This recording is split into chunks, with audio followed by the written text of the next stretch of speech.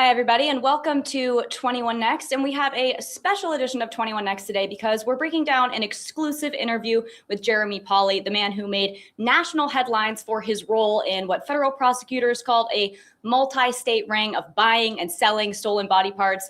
And he appealed that. So now we have some updates. And I want to bring in our assistant news director, Tyler Jeski, because he was the one who actually sat down with Jeremy Paulie. Tyler, can you just recap this case a little bit for some people who might not understand or have been following the whole time? Yeah, so Alex, this is a case that goes back about 3.5 years. It started in 2023 when Jeremy Pauley, who you see there, was arrested in Cumberland County.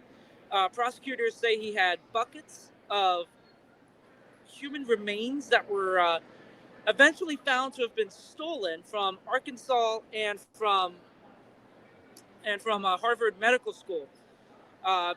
He eventually pleaded guilty to interstate transport of stolen property and conspiracy to commit the same crime. And there's just been a lot over the past couple of years that we've been following through this. Like you said, I recently got to sit down with him. He's actually in prison now. He started a 6-year prison term, and he is appealing that case. And he was appealing that case for a specific reason too. I mean, obviously Jeremy Paulie has a unique appearance that we can all see in this video. There was something about the spikes in his head potentially being contraband in prison, right? Yeah, so I wouldn't say that, but what happened was recently, the most recent thing with this is that his attorney had asked for 30-day delay to in his sentencing so that they could get some of those transdermal plants out of his head. Basically saying that they wanted to make sure they were safely out of there. That order was actually denied, so now he is in prison. He turned himself in to federal custody at 2 p.m. on Friday, or a little bit beforehand, is what his attorney told me. So now he is beginning this present sentence. He is appealing it, trying to get it lessened. But really, Alex, the big thing here is just his story now. He's gone on several.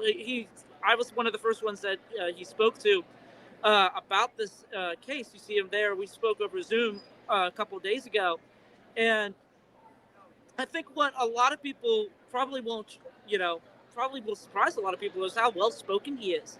Right. And he never knew he claims he never knew that any of this stuff was stolen, not until police came to his door. He was no longer living in that Enola house that was raided. They actually came to his new house, knocked on his door, and said, "Hey, we got to talk about some of this stuff in your collection."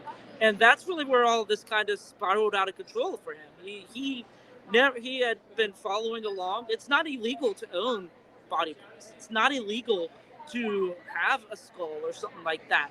Right. What was illegal about this is that they were stolen and that they were taken from different anatomical gift programs. For those who don't know what that is, basically when you donate, if you are one of those people who want to donate your body to science after you pass away, it goes to a medical school, their anatomical gift program. They will use that body, they'll use your organs, whatever, for science, for research, all that type of stuff. And then once they're done with the body, they cremate it and send the remains back to the family. And what was happening is those body parts were being stolen right before they were set to be cremated. And some of those body parts did make their way to Jeremy Pauley, and he says he never knew about this. He had gone through legitimate ways of getting body parts. He still goes through legitimate ways of buying body parts. And for him, it was just a lot. He talks about how he was really just dumbfounded by this and how he never expected this to happen. He said people, a woman in Arkansas who was also charged in this case, she was the one who reached out to him, And, you were one of the first people to talk to Jeremy Paulie. We've been covering this for a really long time, so it was exciting we were able to actually sit down with him and ask him about this. What were some of the other things that you were able to talk to him about in terms of why he was acquiring these body parts to begin with? I know he mentioned something about them potentially just being disposed of and his particular interest in the body parts. Yeah, so Alex, what he's essentially saying that he's continuing what that purpose was. He wants to create and do and make these things better for future people who are using them. So what I mean by that is he says he's come up with this new plastination process, which essentially means giving them a longer life, giving stuff a longer lifespan after someone has passed away, so that way medical institutions can use them longer. That's some of the stuff that he's been doing. He was actually going to donate some of that research to local police, local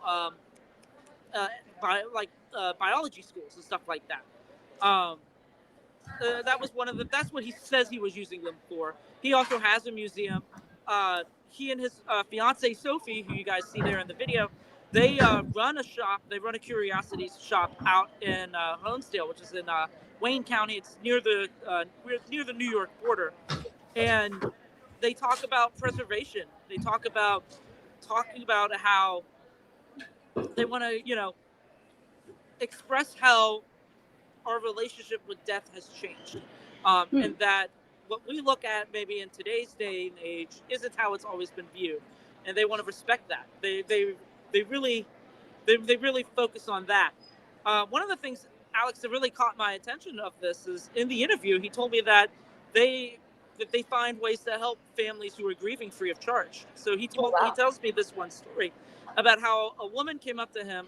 Her son had passed away. She had his cremains, and she had asked Jeremy and Sophie if they could turn his ashes, her son's ashes, into guitar picks, and they did that for her free of charge.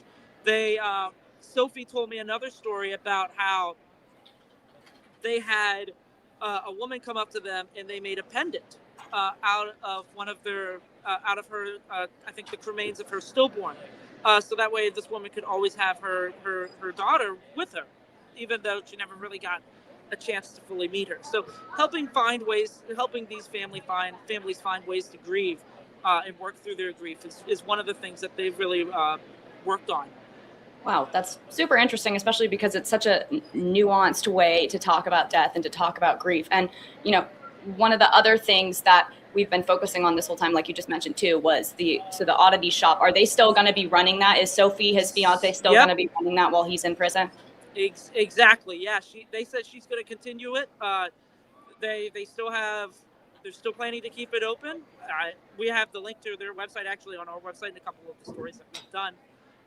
And they have, they say that everything that they've acquired there has been through is all through legitimate leads, through osteology warehouses, through different estate sales and stuff like that. And they say they have all of the paperwork and stuff. That's the website there. I think it's a Wunderkammer. I think it's how it's like a German. Yeah, German. But yeah, that's the website there, and it's a really interesting. Like I said, it's not illegal to have body parts. So right. they go through, they find ways of finding them legally. And now, mind you, they haven't been charged. Neither of them have been charged with anything since then. So, and that shop is actually right next to the Honesdale Police Department. So, and Sophie's never been charged in anything, correct? No. Right. Okay. So, and in terms of, the prison sentence, I know you might have mentioned it briefly at the beginning of this 21 Next. So how long right now is the prison sentence? Currently 6 years. They're trying to appeal it. And really, he said he was speechless when that sentence was handed down. He thought it was going to be a shorter sentence based on what others in this case had been given. So there were others connected in this case who had gotten a year and a half, 6 months, even, and he cannot believe that when that sentence came down, that it was that harsh. Did his attorney ever expand on why it was a longer sentence than some of the others? So what happened in the sentencing? So it wasn't his attorney. What happened during the sentencing? I was there as well. The judge made the decision based on a number of other factors. One of the things that the judge had said was that was pointed to Paulie's had a prior criminal history. He was arrested, I think, in his 20s, so it was like a decade plus ago. And it wasn't anything connected to this. but they, included that in the sentence. They talked about, the judge talked about, called him a critical middleman in this whole ring, for lack of a better term. Interesting. And said Okay. that that was part of it. There were just so there were multiple reasons that came down for it, and it could have been. I mean, the federal prosecutors originally asked for 15 years for him in prison. Oh, wow. But they were successfully able to argue down some of that. Wow. And what you guys are looking at here, he was previously charged in Cumberland County. He got like 2 years of probation for abuse of a corpse. That's the video you guys are looking at there. And I know we've done a Dealers of the Dead documentary, which you all can watch on our CBS 21 YouTube page. Before I let you go, Tyler, was there anything else that, I know you were really involved in that documentary, after talking with Paulie, that, maybe questions you had during that documentary that Paulie was able to answer in that conversation? Yeah, so many, Alex. We asked him, why we asked him why he was speaking now, and basically he said that he wasn't able to until now.